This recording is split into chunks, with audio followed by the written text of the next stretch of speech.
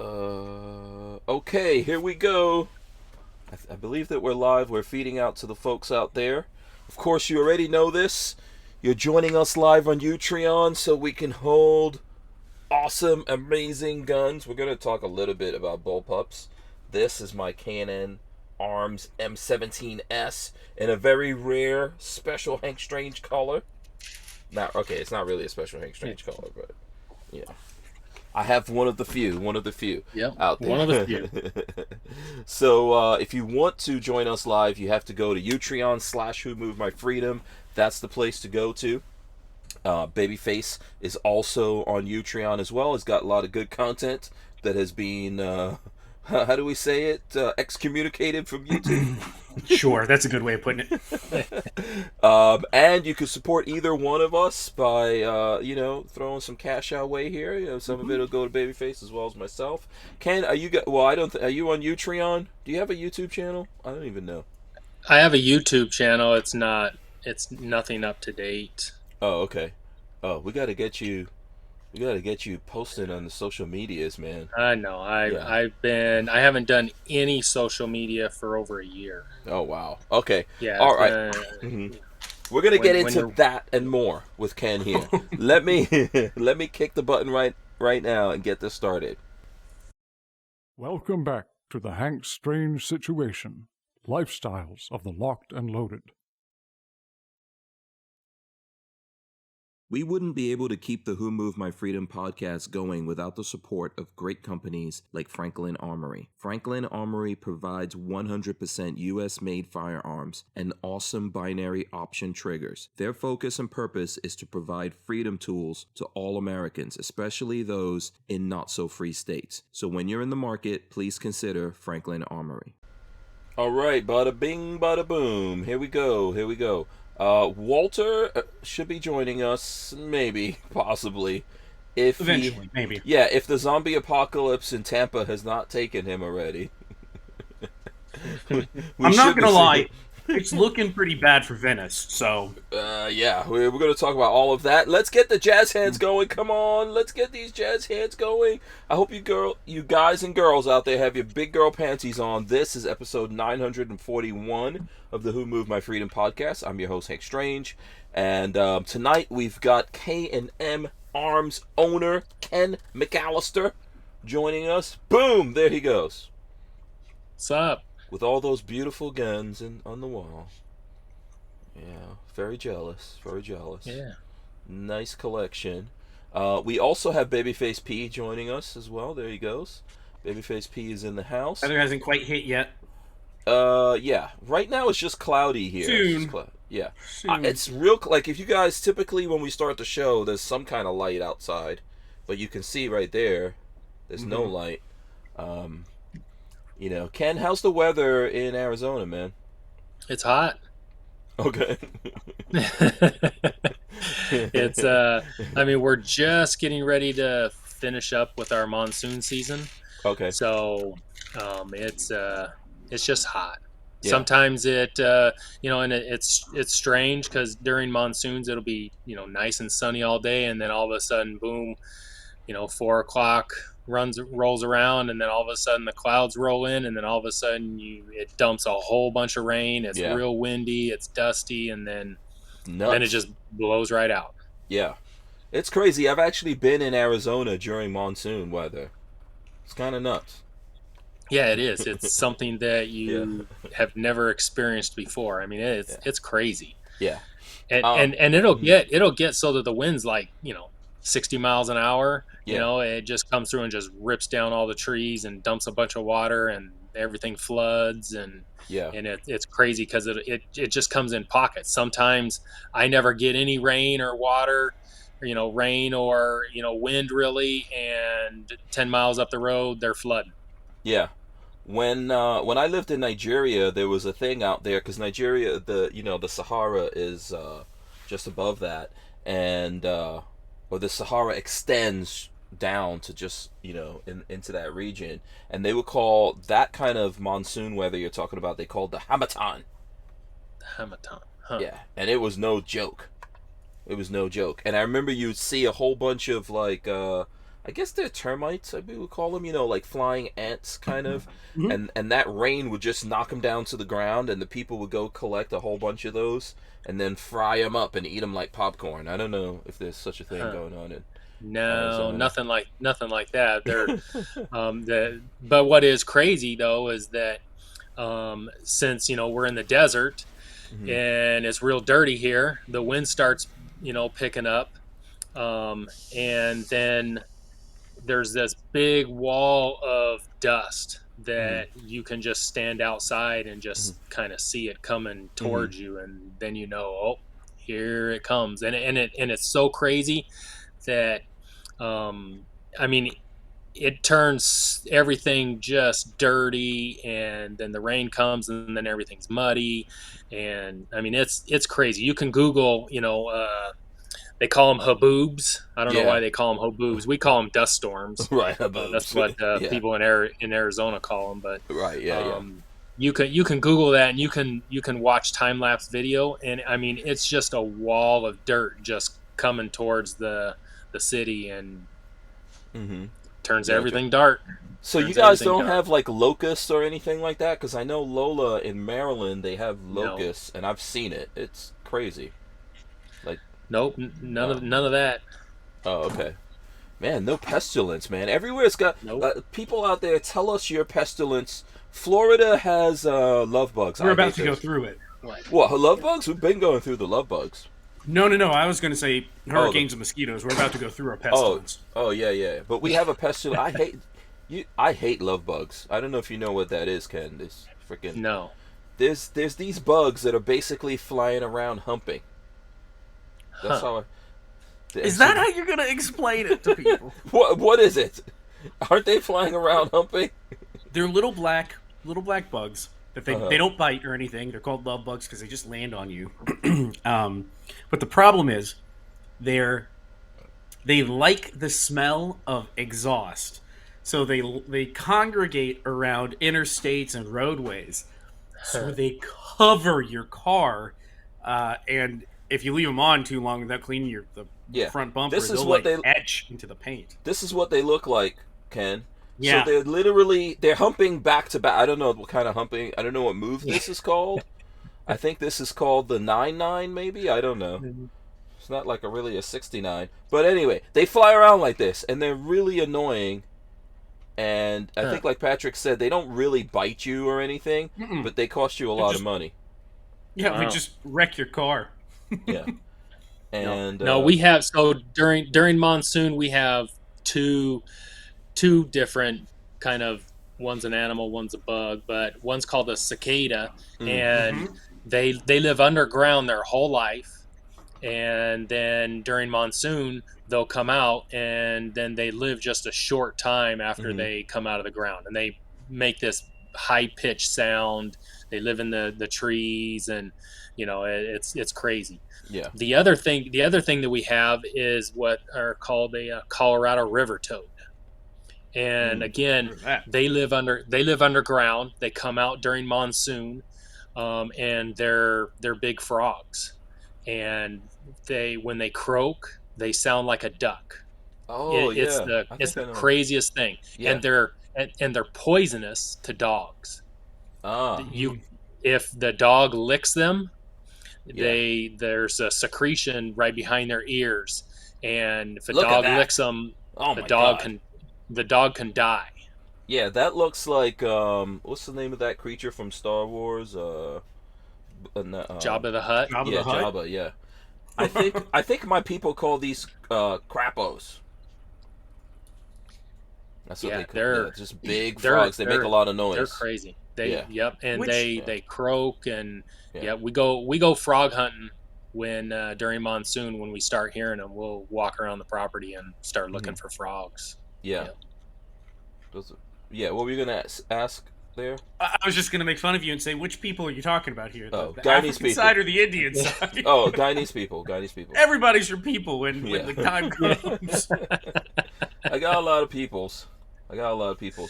No, we have bufo toads here. Same thing. And the sad thing here in Florida is these are big. Yeah. Look at that. Bufos look very similar to southern cane toads. Southern cane toads are native. Bufos are invasive and will kill your dog. Southern canes won't kill your dog. So here at our house, we have learned the difference. Southern cane toads have like horn ridges on their head.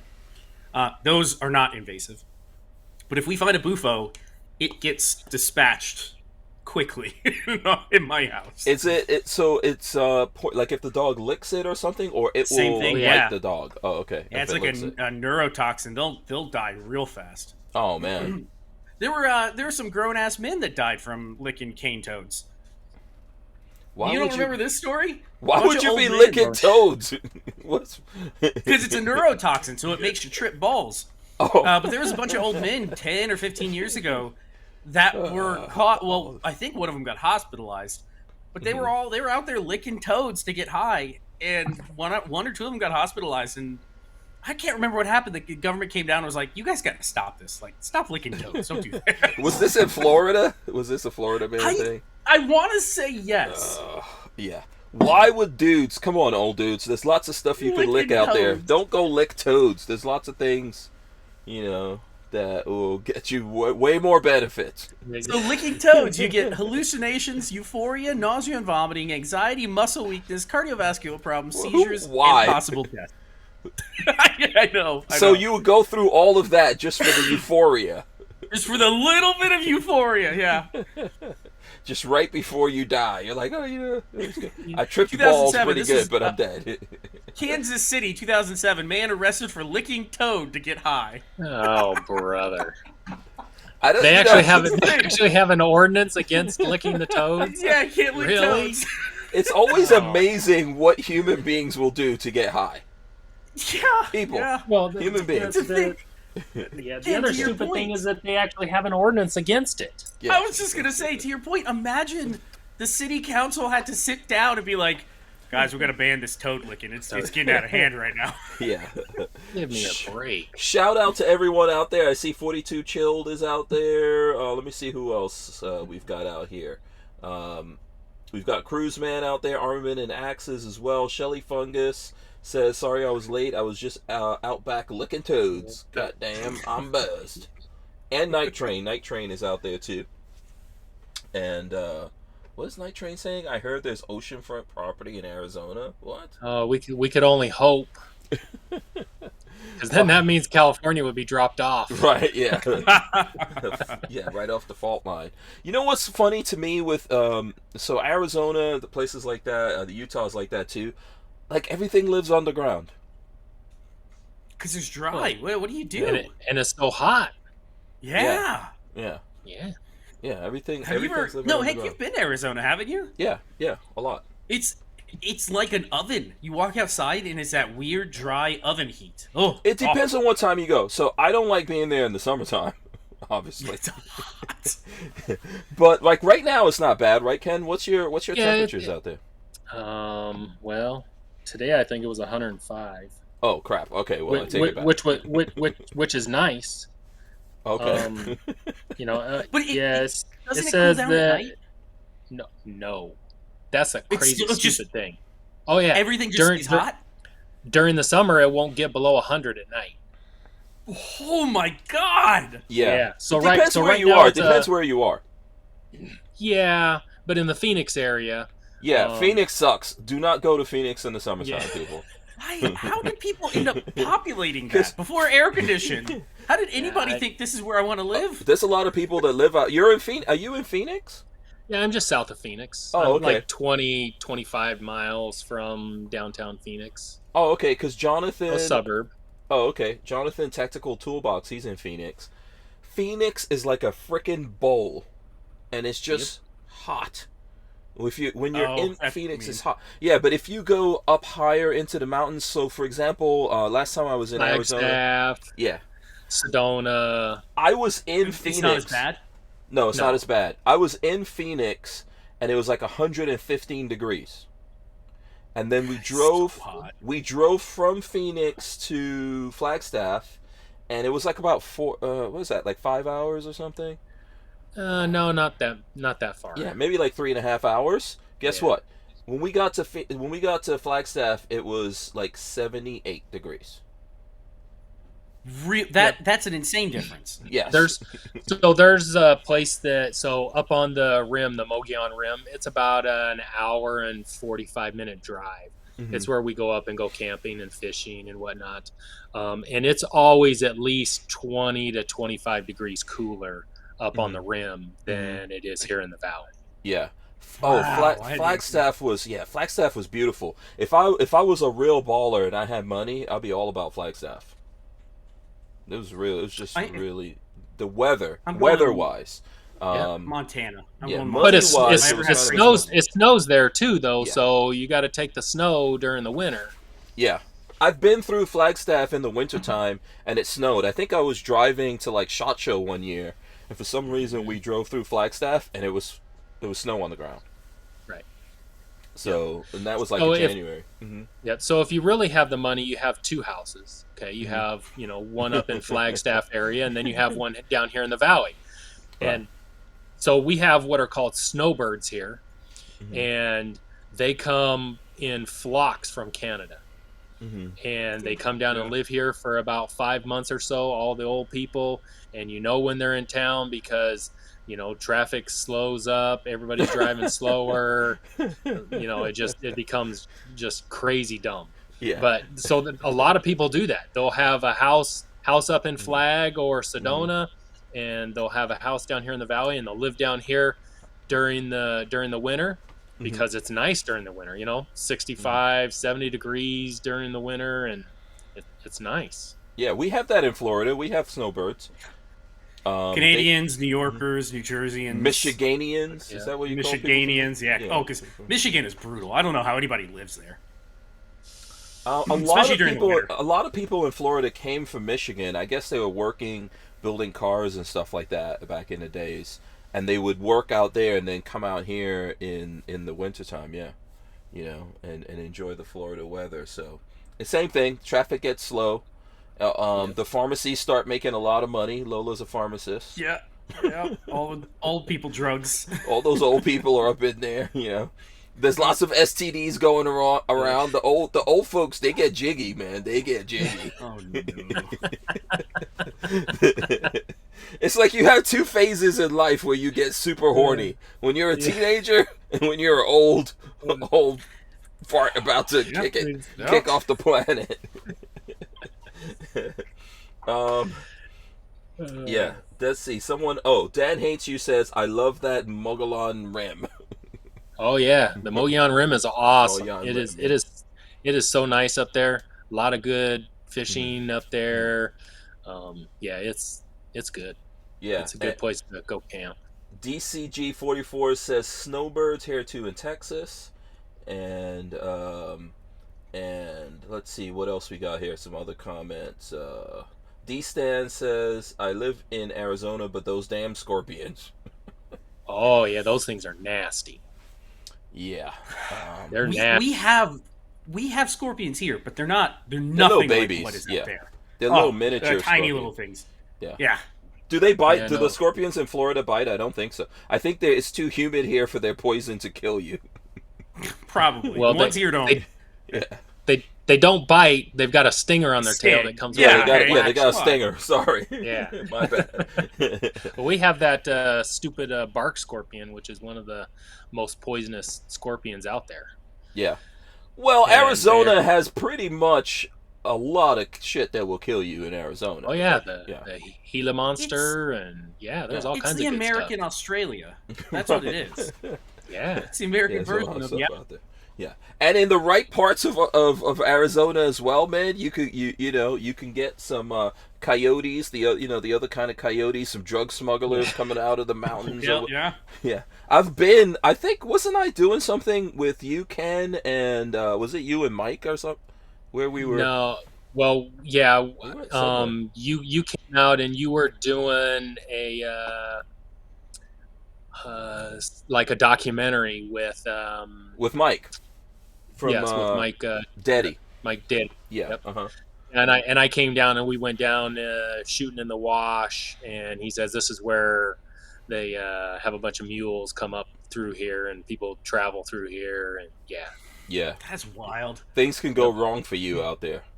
Yep. Lots of different coyotes. Yeah. Yeah, lots of different kinds. Arizona, I'm going to say, is dangerous. Lola says we got plenty of spiders, and we've got dangerous spiders in Florida, but I don't think Arizona's crazy with dangerous The worst stuff. thing here, honestly, is a cottonmouth water moccasin. You get that, or I guess you could have a brown recluse in your house, a spider. But we don't have stuff that's really as bad. Arizona has a lot worse stuff that'll kill you. Oh, yeah.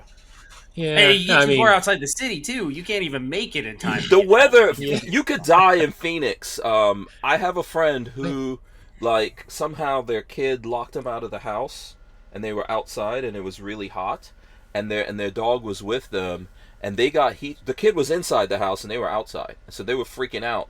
But the dog was with them. The dog got heat stroke and died, and they also got heat stroke. But the fire department saved them. Yeah. Oh yeah, for sure. There's kids that die every year in cars. There's animals that die every year in cars. It's stupidity. Yeah. And they've actually made an ordinance that if you walk by a car and there's a kid in the car or there's an animal in the car, you can legally break the window of that car and get them out of the car. Yeah. Just think about that, man. Just the heat, that 115 degrees. Oh, you die in what? In the car heat? No, not even in a car. Not even in a car, though. You don't have to be in a car. Right, but in a car with all the windows up, and if it's 115, 120 outside, you're gonna die fast. You got a good 20 minutes. In your backyard in 115 degrees, you could get heat stroke. Oh yeah, for sure. Yeah. You have to drink a lot of water.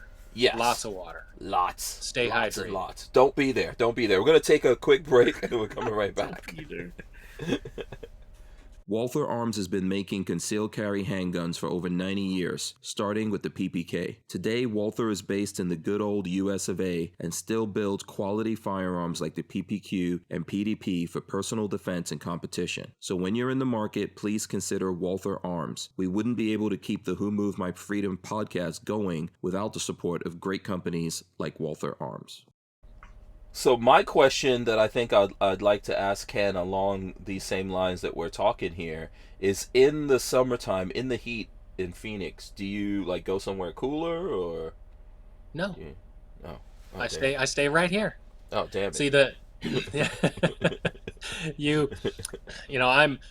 I've gotten used to it. It doesn't bother me. I can go out and mow the lawn and whatever. It doesn't really bother me. I've learned to just kind of deal with it, and it doesn't bother me. I do not like living in the cold, so the heat doesn't bother me. Oh, it bothers the living daylights out of me.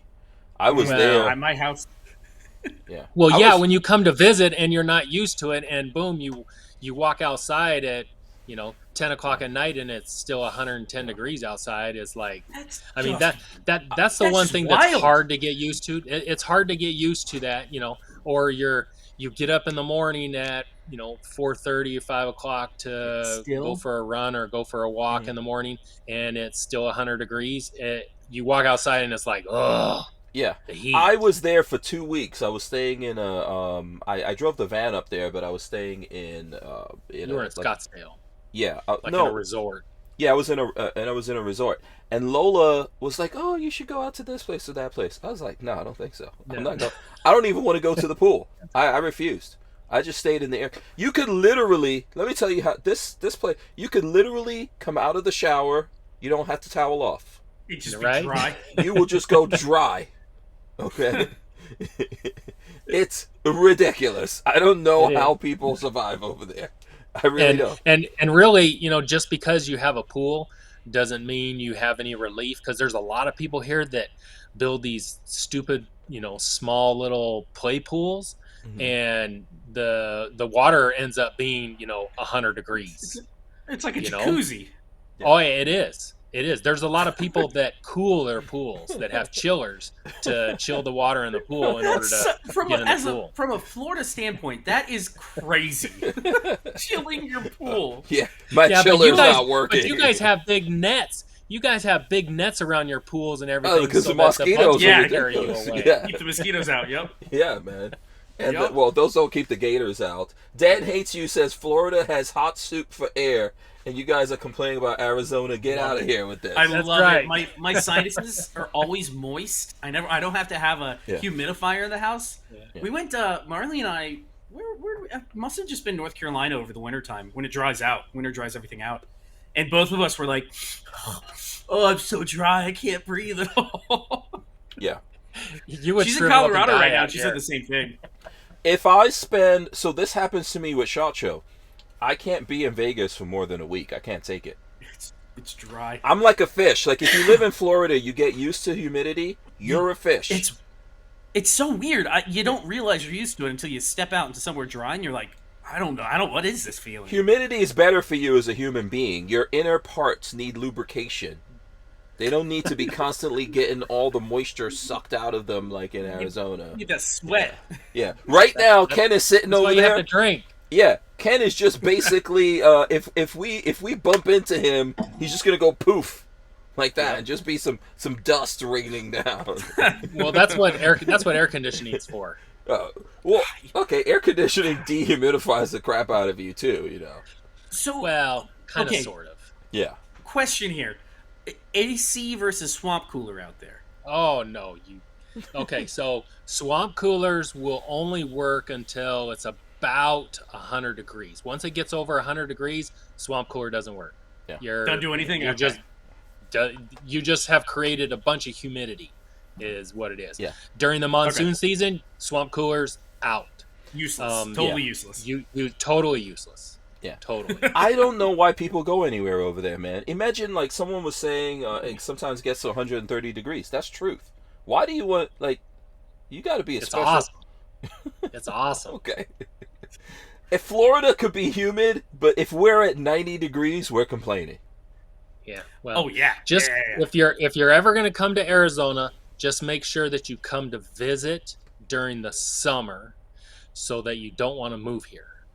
Yeah. It reminds you. Wintertime is awesome. I love it. I love Arizona in the winter. Awesome. It's awesome during the wintertime. And that's what happens is we get all these yahoos coming from these states that shouldn't be moving here, and they come and say, oh, it's not too bad in Arizona, and then they all come and move here and change everything, and then makes like I said, Flagstaff is awesome, but I know prices and everything in Flagstaff are like they've really jacked up, just like everything here. I mean, our housing market is, they said, like 23% higher than the average. We're way up there on our housing prices. It is crazy. It's because all these people moving here from our neighboring state. Yeah, that's one of the things. And then I think Arizona has a lot of tech companies out there too, right? Intel is here. Intel, they do a lot of microchips here. There's another big, huge facility that's building just on the north side of Phoenix. But yeah, this is a microchip basically factory here in the Phoenix area. Yeah. There's and I think, doesn't Arizona have a lot of autonomous car testing and stuff going on? Yeah, Waymo was doing a bunch of testing here, and there was another company that was too. And this is where the one vehicle that ran over the lady, that was here in town. Was that the lady? Was that someone that was on a bicycle, but they weren't riding the bicycle? They were pushing it. Correct. She was walking it. Yeah. Because that vehicle literally had a dude. I was just looking at a documentary about this, but that vehicle literally, it was self-driving, but it had a guy in there. Yeah, it was a woman that was driving. Oh, okay, yeah, and whoever it was disabled the brakes in there, the auto brakes. I don't know. Yeah, they disabled it. I think they were just working for that company testing it, and they were like, "Oh, I don't like these brakes keep going off." and they disabled it, and it just ran right into that. It's typical. Yeah. Here's my opinion on this. The self-driving thing, to me, I'm not a big fan. Me neither. Not a big fan. Yeah. I like electric cars because I like their power and stuff like that. But self-driving, I don't know, man. I can't do it. Who's responsible for the accident if it's self-driving? I'm gonna say it's still gonna be whoever owns that car. I know, but it's a self-driving car. It's taken over. It's doing the driving. If Listen, it's I don't if it's autonomous. I don't like Lola driving me, by the way. Yeah. I don't trust Lola Strange to drive me personally. I don't trust that. She's always, when we go someplace, she's always like, "Oh, I'll drive," or whatever. You're tired. You look tired. But guess what? The minute I switch over and she's driving, I'm not tired anymore. I'm like, I don't trust her. She's gonna do something terrible to me while she's driving. So there's no way I want a computer doing any driving for me. No way. No, I'm not with it. I think maybe that's gonna be popular with very young people when that happens. Like very young people or very old people. The young people don't want to learn how to drive and get a license, but they want someone to take them everywhere. And the old people can't see, they've got all kinds of problems, and it's just easier for something to drive them around, I think, Yeah. Well, I'm all about the gas guzzlers. I'd rather have a car that makes a lot of noise than an electric car. Oh, okay. All right. I mean, the electric cars, yeah, they have a lot of torque and everything else, and yeah, I mean, Teslas are fast. They do get up and go. But I'd rather have a good old fashioned muscle car, and let's burn those fossil fuels. Let's hear the rumbling. I want it to be able to shake when I'm in the car. When I step on that pedal, I want it to move. I want it to shake. I want to feel it. I don't want this. Sometimes it's nice. That's nice sometimes. Night Train says women should not be allowed to vote or drive cars. Oh, those are fighting words right there. You know what? I like all kinds of cars, man. I see cars the way I see guns and the way I see women. All of them are beautiful. All of them are beautiful. I don't like people I don't like laws forcing you to have one thing over another. That's what I'm against, And I think we can all agree upon liberty as the answer. For sure. Yeah. For sure. I don't, we have a Tesla. I didn't get that Tesla because I want to save the planet. It is very convenient. Lola loves being able to just plug that thing in, and she never has to go to a gas station, and, all that kind of stuff is really cool. So, and yeah, they are very powerful, I think that the one that we have has the same 0 to 60 of a Porsche Cayenne or something like that. It's ridiculous. So my thing about them is, I don't know, that particular one, it's too smooth. When I'm driving, I like to feel the road. I don't like a soft suspension or anything like that. I like to be able to feel the road and have very precise control over a car. So in that way, I'm still old school. I like to actually drive and enjoy that experience of driving. And if it's too soft and smooth and you're floating, I'm not a fan of that.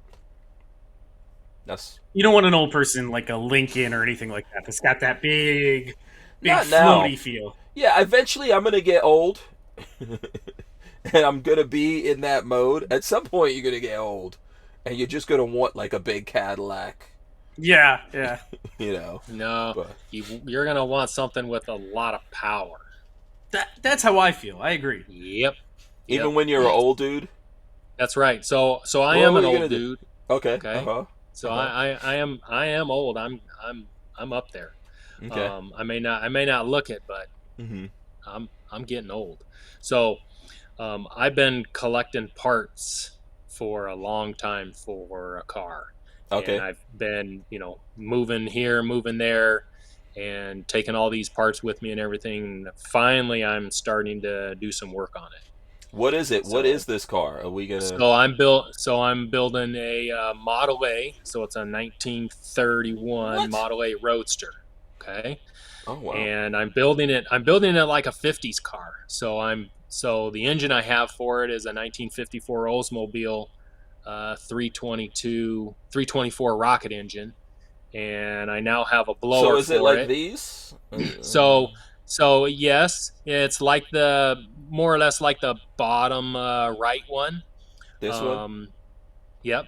Oh. Um, so Oh. that one's a 28 29. Mm. But it's very very similar to that. Mm-hmm. But it will be blown, so it'll have a blower on it. It will have a lot of torque. Mm-hmm. It's going to be a nice 4 mile per gallon gas guzzler. Why? So tell me why. I don't know if Patrick has any questions on that. I'm just curious how, like, this must be your dream build. Why? So my dad, growing up as a kid, my dad had an old car body in the backyard, and it was always his dream to build a Bonneville car and to run up at the salt flats up at Bonneville. Mm-hmm. So he started building that in I want to say 1989, about 89. Wow. He started building that. Wow. Okay. And he has the car that he actually started, that he built with a guy in high school. It's a 1932 Ford Coupe with a blown Hemi in it. And it's a monster of a car. I mean, you step on it and you're sideways instantly. Yeah, that's like what's that movie? Is it American Graffiti? Uh-huh. Yeah. Okay. Yep. Mm-hmm. So, I've always wanted to build one. I've been collecting parts for 30 some years, and now's the time to do it. Yeah, that's a serious passion. Oh yeah, for sure. You are a patient dude. I am not this patient. Well, the problem is it's not anything about patience. It's about time. It's about money.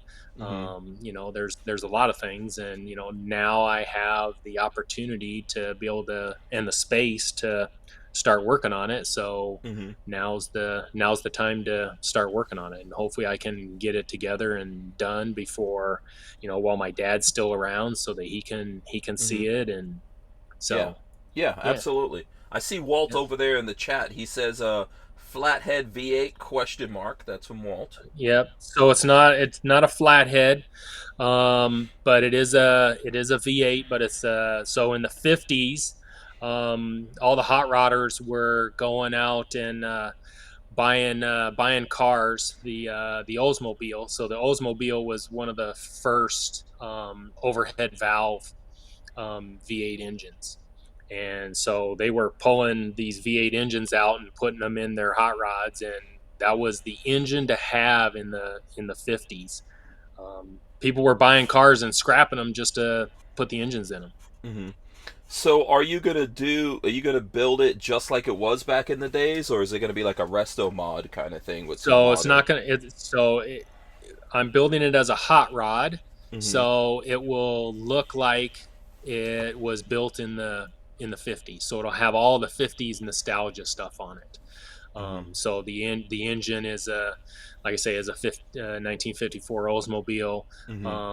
It's got a GMC blower. So the blower that's going on it, they came off of diesel engines and were just kind of an air pusher.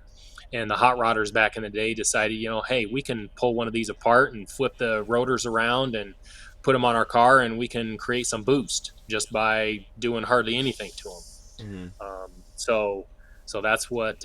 So I've got a blower for it now, and I'm going through and machining the blower and converting it, because you have to convert it from diesel to gas, and so I've got all that going.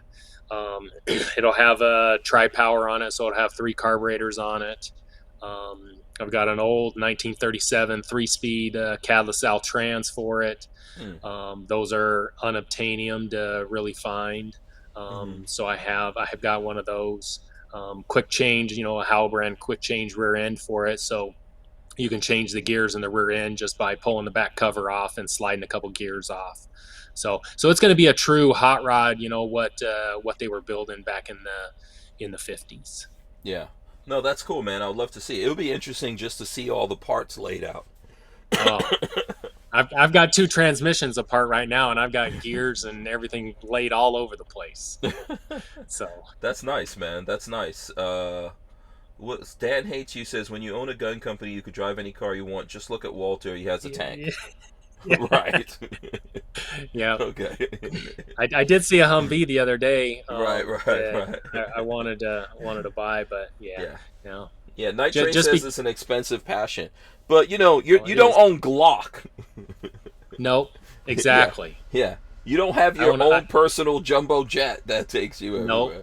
Nope. Right. And it's owning your own business when it's a small business doesn't mean you can drive anything that you want. No. But it is cool that you like making things, because you're going to need those skills to put all this stuff together. Yeah, absolutely. What is this, Walter says? 6-71 blower? Does that mean anything? It's a 671. Okay, there you go. Yep. Yeah, I have no idea what that means. Oh, so, yeah. I know it's like a supercharger, right? Basically. It's more of just a blower, not a supercharger. Oh, okay. It sits on top of the engine. You have an intake manifold, a special intake manifold that the blower sits on top of. And then the carburetor sit on top of that, and then there's a pulley system that runs down off of the main pulley that drives it. And you hear a whine, whine with it. And a lot of the is a blower is it like a corkscrew kind of thing, or is it yes, fans? there are two corkscrews. Hold on, I'll go grab one. I got one because I have one apart. Okay, cool. All right, we got about go ahead and do that. We got like a minute here, and then we're gonna take a break. That's interesting. Yeah, you were saying something, Patrick. Are you collecting car pieces somewhere? Do you have some kind of dream car build that's coming together? No, you don't have the patience for that. That is not my passion to collect car pieces. No. You got a bunch of gun pieces. I don't know if you're crazy. Oh, holy crap, that was big. Let's see that again. I wasn't focused on you there, Ken. Let's see. Jeez. Okay, so this is the blower. Oh, crap. So it's a big honking piece of aluminum. That's some it's all serious casting. Yeah. Okay. And on the inside, if I take this front cover off. Yeah. You know what? So you can see the inside of it. Yeah, let's do this, because we're about to take a break here. Let's take a break and then come back and show. We wouldn't be able to keep the Who Moved My Freedom podcast going without the support of great companies like High Point Firearms and Full Forge Gear, bags and gear for everyday life. Did you know High Point is an American family-owned and operated company located in Ohio with over 30 years of manufacturing experience? High Point is proud to be the home of the working man's gun and your source for affordable handguns and carbines with a lifetime warranty. So when you're in the market, please consider High Point. Yeah. Okay. So I thought it was better to come back and show everyone that so he wouldn't get cut off. That thing's massive. So it is. It's a good size. They do have different sizes. This is a 671. They have a 471, which is a little smaller. They have 871s that are bigger, but this sits on top of your engine block, right on top of the intake manifold, and then your carburetors. Are you even going to be able to see over that thing? No, not even. But it has two rotors. Ah. So the two rotors slide in and fit in together. Right. So then when they rotate, they take the air and force the air down into the intake. Interesting. So, that's really cool. I've never seen that before. Yeah. That is massive. That is massive. Is that sort of like a impeller design? Is that what that would be considered? Yeah. And there are two of them. And on the diesel, they're set up to rotate the opposite direction. So you have to take and flip them around. And they've got gears. They've got two gears, drive gears on them. So and then those two things have to fit into each other, like Yes. just exactly Yes, they so, right? Yeah. Mm. Yep. Do people then- ever then blow those things up? Do they ever like Oh, of collide? course. Oh. Yep. So one of the bad things is that if you ever have a backfire, Mhm. these you grenade them. They're not fun when you have a backfire. So you actually have aluminum studs that hold this onto the engine. And if you look at a lot of the nostalgia dragsters and whatnot, they actually have to run a brace, some webbing from the bottom of the intake around the blower and up on the top, so that if there is a backfire, it doesn't grenade and throw stuff everywhere. parts, yeah. Kind of keeps it all kind of contained, strapped down. That's like an expensive day plus dangerous. Oh yeah, for sure. Yeah. Let's see. Shelly Fungus says, how high is the RPM inside the blower? So that can change. That can change however much you drive it. So you can what they do call overdrive it or underdrive it. Mm-hmm. So whatever the RPM is of your engine, you can have a 1-to-1 ratio. So if you have the same bottom pulley tooth count as the top pulley tooth count, then the blower will turn the same amount RPM as your engine. So you can overdrive it and have it turn faster, or you can underdrive it and have it turn slower. It all depends on how much boost you want to make. Oh, okay. I was going to say, which one sounds better? So if you overdrive it, you're creating more boost. Mm-hmm. Okay, you're creating more pressure. So, if you want to put 16 pounds of boost in it, you can overdrive it. And they've got ratios that tell you, okay, if your engine is this and you're turning this RPM and you want to create this much boost, you'll have the bottom pulley be this and the top pulley be this. And there's a bunch of different tooth counts on pulleys, so you can generate whatever boost you want out of it. It all depends on how long you want it to live and how built your engine is, and if your engine can take that much boost. Damn. Okay. Yeah, I'd like to see this when it all gets. I don't know how long it's going to take you to put it together. But... Well, I've been working on it for 30 years, so. Could be a long time. Could be. Well, it shouldn't be another 30 years. So no, it shouldn't. Let me just pull something up really quick. So. Yeah. Woo! Yeah, this is going to be a beast. Is that in focus? It's hard to tell. If you texted it to me, if you texted it to me, I could show it, but more clearly. So but we can see it. Mm-hmm. Yeah, that's the engine going in it right now, just kind of all mocked up. Mm-hmm. Yeah, that's going to be a beast, man. So it is. Yeah. No, that's awesome. I would love to see that. I love cars. I go out to SEMA show from time to time. Walter goes out there. We see a lot of cars like that. I'm sure you're going to put a nice exhaust system in there. Just straight headers. Boom. Oh, okay. They're called lake headers, lake headers, and they're just going to come right off the engine block and just go right out. Okay, go right out. That's it. Yeah. Boom. Boom. You're done. Oh, okay. Yeah, it's gonna be loud. It's gonna be loud. Yeah, it's gonna be really, really, really loud. Okay, so speaking of loud, we are in Gorn. We don't have to talk about guns, but let's talk about some gun stuff. Sure. I know obviously behind you here you got some guns right there. You're a bullpup guy like me. That's why you're one of my favorite people. Well, but you're into lots of different guns. Why don't you tell us, like, what guns are you into? Are you is it like the women, like the ladies, into everything, or is it just yeah, I mean, I have an assortment of all kinds of stuff. Want to say the last one that I've been into is, and I think we talked about it last time on the show, was the muzzleloader. Yeah. What's going on with muzzle loaders? Well, I've got a buddy that builds long-range muzzle loaders. So I know long range and muzzle loaders don't usually go together. Not normally, right? No. Not normally. Exactly.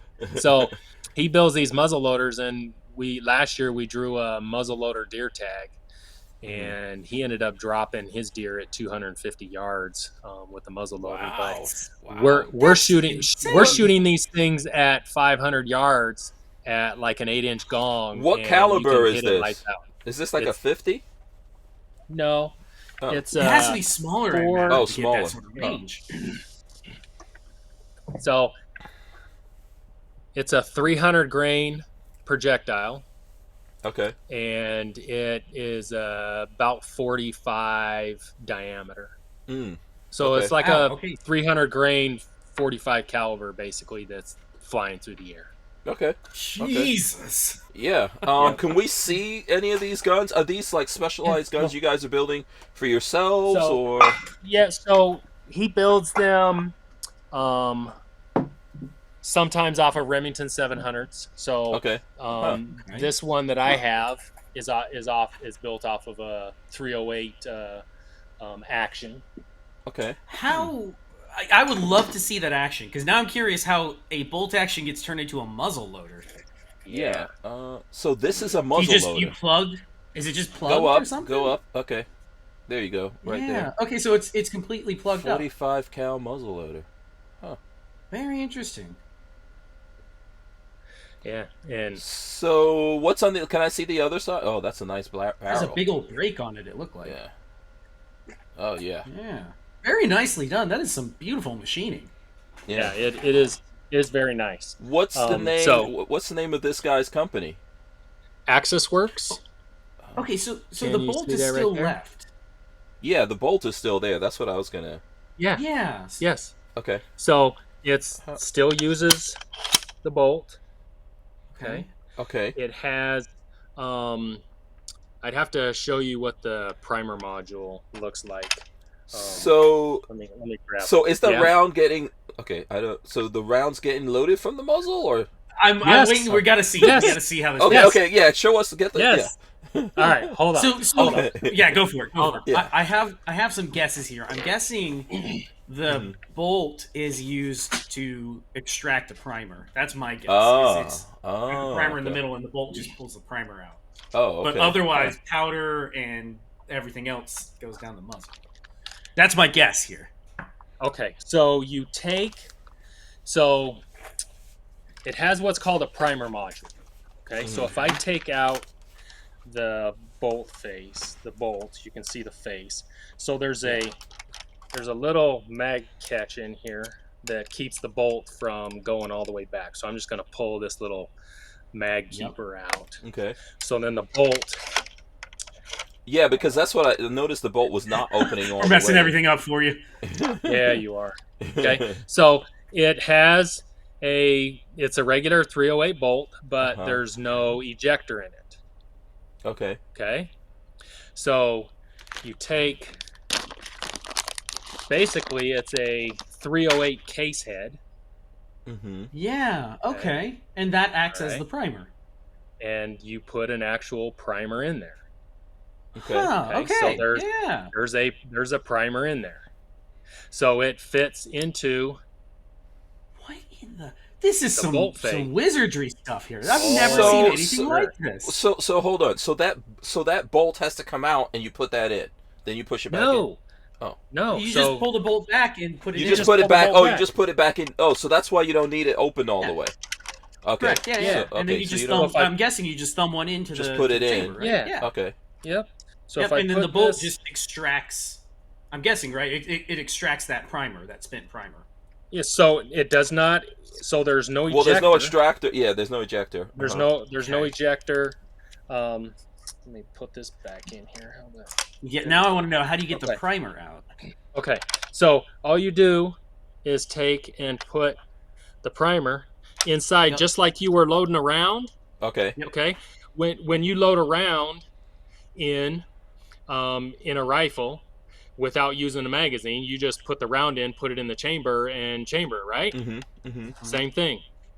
Okay. We just put it in and chamber it, Okay. and then it will go bang. So you Yeah. put So that. Okay. Mm-hmm. So there's a breech plug. So there's a plug that threads into what was once a chamber. Really, it wasn't a chamber ever, because there is no chamber.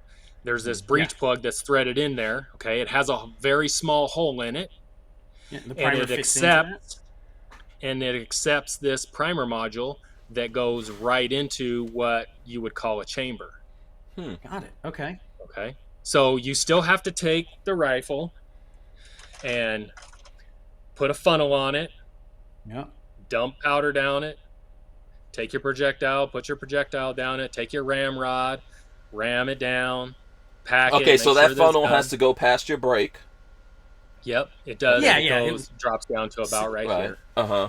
Yep. Okay. Yep. Okay. And then once everything's loaded, you take your primer module and you put it in the bolt face, you chamber it, and you pull the trigger and go bang.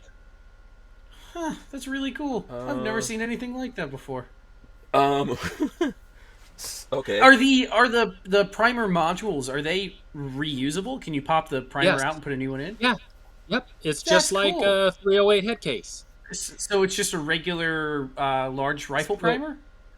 So yes, so this is actually a large rifle Magnum primer that Magnum we're for using the this. extra. Yeah. Got it. Oh, that's really neat. I've never seen... I like to say that I know a lot about guns, but I've never seen anything like this before. Yeah. That's super A cool. lot of questions come to mind. First of all, let's see. There's some comments out there on the gun. Say it's very beautiful. People are loving the Night Force optics on it. God, yeah, that's some fancy right there. Yeah. It is. So how rapidly can you reload? How fast is it?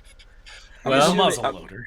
It's a muzzle loader. Right, So after you shoot, it's and we You have gotta pop. all of You gotta the pop that. Mhm. so we have all of our charges, all in a canister. So you can basically just throw your funnel on, dump the powder, put your projectile in, ram it, Ram it down. Okay. change your primer module. So probably under a minute. Okay. So that's not bad. That's not bad. I mean, you're not pulling the trigger that often, right? I mean, I imagine the more important thing there is shot placement and putting the critter down in one hit. Exactly. You do not want to be following up with another You do round. not want Yeah. And so last year we both had tags, and he got on his deer, and he ended up, so he set up on it, and then I set up on it, just in case he missed. Yep. Then I was the follow-up shot since we both had tags. Yeah. So This might be an interesting variation, well, different variation, but Gen Champ Jr. says, how quick can you return the rifle to center fire state? So, like, back on, I'm guessing it's back on. Yeah. So in order to put it back to a center fire, you basically have to remove the barrel, because the barrel is barrel is not chambered. Okay, and there's no rifling. Is there rifling in the barrel? Or? Oh yeah. Okay. Yep. Yeah, so you'd have to rebarrel the entire thing. You'd have to bring it rebarrel. back. You'd have to rebarrel it. Yeah. Okay. You'd have to rebarrel it. You'd have to put back in the ejector and the extractor. You'd have to put all that back in. Is the barrel difficult to change out? Sorry, Patrick. You're fine. No. Yes. No, it's not. On 7. Well, it's not AR easy. It's not like an right. AR. Oh, okay. It's not. Okay. No. You have, if you have the right tools, it's easy. Yes. Okay. It's not. It's Yeah. not. It's It's not not. like You difficult. can't do it in the field, kind of a thing. No. Okay. No. All right. I was No, just you curious. need a barrel vise and you need an action Okay. wrench that Yep. you can do. Yep, Okay. Exactly. Huh. Interesting. You were going to ask a question, Patrick. cool. Sorry. Because it's black powder, is it transferable just like any other black powder gun? All right. So it's not a black powder muzzle loader. It's not. Oh, that's okay. So we're getting even fancier here. So what is it? Okay, hold on. Is it holy No wonder you're getting range on it. It's not black. Oh, I was yeah. this whole time thinking it was a 45 cal black powder gun. Okay. Heck no. But it- This is advanced. Yeah, Okay. but it still fits within the muzzle loading category, so you can still hunt during muzzle loading season. So it all depends see. on the state. Okay. Yeah. Some states will not allow you to use a smokeless powder, so that we do have a a black powder substitute that we can use that will still get us the same velocities and everything. It's just we would rather use the smokeless powder and be done with it. Way cleaner, right? So and also some other states will not allow you to hunt muzzleloader with an optic on it. You have to have open sights. But Arizona, there's none of those rules yet. So does this have to have paperwork? Is this serialized or? So it was originally a Remington 700 action. Okay, so for that it was obviously. So for that it was. Okay. Technically, from the ATF standpoint, it's a rifle. It's a bolt action. If someone made this from scratch, it would not have to, right? Okay. So here's if it can be easily converted to a centerfire rifle, then it has to have a serial number on it. Okay. Got it. So because it could go back. Right. So if I was to go through and redesign this rifle, so that it was one that did not have to go through any ATF paperwork because it is a muzzle loader, I would have to do something different than the Remington 700 action. I would have to make it so that the bolt actually would only come back slightly. Just enough, yeah. Just enough, for you to get in there and put your module in, but not allow you to put a 308 case in there or a 556 case in there. Or, I mean, but that's not...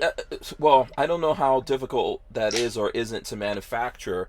The thing I'm leaning to ask you here is, so this cannot now get an integral suppressor on it, right? Without paperwork. Without, so it could without paperwork because it's a muzzle loader. Okay, because I'm thinking about. I mean, that's hilarious. Well, I didn't even think about that, but yeah. Yeah, because I'm thinking about. Remember, Silencer Co. This is did Silencer Co. one, Yeah. So this would fall into that same category. Oh, so you. Correct. So you could do it. You could suppress this. Yes. Yeah. Yes. Moderated, I think is what they called it, a moderator. You could moderator. Yeah. Right. Yeah. that's very cool. So I just looked up here in Florida for anybody in the last minute we got for here in Florida. Muzzle loader season is muzzle loader, not black powder. So that would totally be legal for deer hunting here in Florida. Yeah, you would just have to look to see if it specifies whether or not you can use smokeless or or does not if specify. you can. Or if it has to be open sights. If it does not specify, you could take this rifle and you could reach out and tag something at 500 yards, no problem. My Florida Fish and Wildlife says only muzzleloaders filed by wheel lock, flintlock, percussion cap, or centerfire primer, including 209s, and crossbows and bows may be used. Muzzleloading guns designed to allow accelerant gunpowder to be loaded from the breech may be used during muzzleloading season. So yeah, totally legal here in Florida. There you go, totally legal. Okay, that's very cool. We're gonna take a quick break and we're gonna come back here. I think I got a couple more questions. With Armslist, you can shop the extensive list of local and nationwide firearms classified, now with more confidence because of their built-in firewall. For only $6.99 a month for personal use, or $30 a month for business vendors, so when you're in the market, please consider Armslist. We wouldn't be able to keep the Who Moved My Freedom podcast going without the support of great companies like Armslist. Okay, so I think I need to look up, what was the name of the company? It's not done yet. Yeah, what was the name of the company again? Your friend's company that makes those? It's Axis Works. It's AxisWorksAZ.com, I believe is what it is. So he runs two parts of the business, kind of like I do. He runs a machine shop portion, and then he runs a gun range section. So it's hard to find this muzzle loader on his website. Okay. Not a whole lot of information out there, but he's been building them like mad, and it's all been word of mouth basically. So I was gonna say, this sounds like a special order item that you got to know somebody who knows somebody, and then put in a phone call. Right. Yeah. I can't find the website, but 42 Chills. AXIS. Axis. I'm spelling it wrong. Okay. If you have it, AXIS. AxisWorksAZ.com. AX. It looks like he also makes really nice bolt guns, just regular bolt guns. Oh yeah, and that's how he started. He started kind of doing long range hunting rifles. He sponsors a couple guys in PRS, and so that's kind of how he gets his name out and whatnot. But he does some really good work. Yeah, so maybe we should get him on here on the show sometime or something like that, because seems very interesting. So what are these running for? What's the price on these things? He has it on the website, and it's very expensive. Yeah, it is. Okay. I think it's like $5,500. Is that what he has it listed for? $4,500. 45. Okay. 45. Okay. Yeah. Right. If you go under the store and then go, just click on store at the bottom right, you'll see it's called the Black Hawk. Yeah. So he has two. He has a Red Hawk and he has a Black Hawk. The one of them he's doing with a carbon fiber barrel. So that one's more money, and I don't even know if he has that even listed on the website. He does not. He has the steel barrel Black Hawk listed. Yeah. Right. Yeah, let's see. It's all the way to the bottom. Yeah, you'll see it. Yeah, all the way. Keep going. Right there. You just passed it. Just passed it. Right here. Right there. Yeah, right there. Yeah. So, my question is, it's neat. Yeah, it's definitely cool. How difficult would it be to make this from scratch and just have no paperwork whatsoever necessary? So we've talked about it. Mm-hmm. It's a bunch of design work and a bunch of things that we want to change. Mm-hmm. So we've talked about me going through and doing the design work on it, and then him going through and building it, or me building actions and him building rifles. Mm-hmm. We've talked about it back and forth. It's just one of those things that we're just talking about. But if you redesigned the receiver and didn't use the Remington 700 platform receiver, it could be a game changer. But I mean, it is to a niche market. Yeah. It is it is expensive. It's not cheap, but a muzzleloader that shoots lights out, I mean, we're stacking projectiles on top of projectiles, no problem. That's cool. Yeah, I think there's guys out there that would be interested in it. For sure. I don't know what's the caliber du jour that people are into and all that, but I can, I mean, anybody that's got a muzzleloader is shooting 100, 150, because most guys are doing black powder. They're not doing anything like this. Mm-hmm. So, right, and they're shooting just round balls. They're not shooting actual. Yeah. That's when you picked up that projectile, I was like, "What on earth is that?" I think with the integration of a integrally suppressed, or what was it called, of a moderator, a moderator, that'd be really cool. Yeah. That would be something very, very nice. And if you were to go, if you were ever to go balls to the wall designing your own receivers so it was transferable, a detachable moderator, or I don't know if it can be detachable, that might not be legal, but having a moderator on the front would be pretty cool. Mm-hmm. Especially since you're using smokeless powder, you don't even have to worry about it deteriorating from black powder. I know. That's I know. Cool. That's cool. There's a lot of cool things about it, but it's not it's made for a specific purpose. It's made for hunting, and some of those guys that are into long range hunting, and then they get into black powder or muzzle loaders. It kind of is a game changer when you think about how far out you can actually shoot some game and still do it ethically, because that you can hit it and that projectile is still moving what it needs to move. Yeah, I always regret not getting that, not getting the silencer co. Whatever that thing was called. I thought about that before. Yeah. It would have been nice to have one. Yeah, we shot it. I think we had one for a couple of days that we messed around with, but yeah. It was cool to shoot, but I wouldn't have mind having one just to say I had it. Right. Absolutely. That's very cool, Ken. So that's my latest rifle that I ended up, That's going. That's real going neat. in. What's that finish on there? Kind of like a red and gray camo. So it's a stock. It's a Macmillan. So it's a Macmillan stock. It's a standard Macmillan stock. It's nothing special. and it's just a red and gray pattern. It's got some carbon fiber in it. I don't know if you can see any of the carbon fiber In the I see it. Yeah, I love the nothing special and Macmillan. I don't think they go in the same sentence. Right? Yeah. So he built this for me as, you know, kind of a favor. I help him out, he helps me out, and he was building them, and I said, hey, I'd like to have one of those, and so he built me one. Yeah, very cool. Lola says Maxim 50. Maxim 50. Maxim 50. Yeah, I don't think it's mass market. I don't think it's No. you know, you're not going to defend life and liberty with that, but for the muzzle loading hunter, that's a really really cool thing. That's really neat. Yes, absolutely. I agree with that. For sure. And Walter Keller has joined us. Oh, hey, is he alive? Yeah. Are you getting battered by hurricane winds? What's happening? No, I just walked outside. It's pretty calm, and there's no real rain yet. So Yeah. Here, I'll throw up the current. Here's the current radar. This is from Storm. What's that app called? Storm Chaser.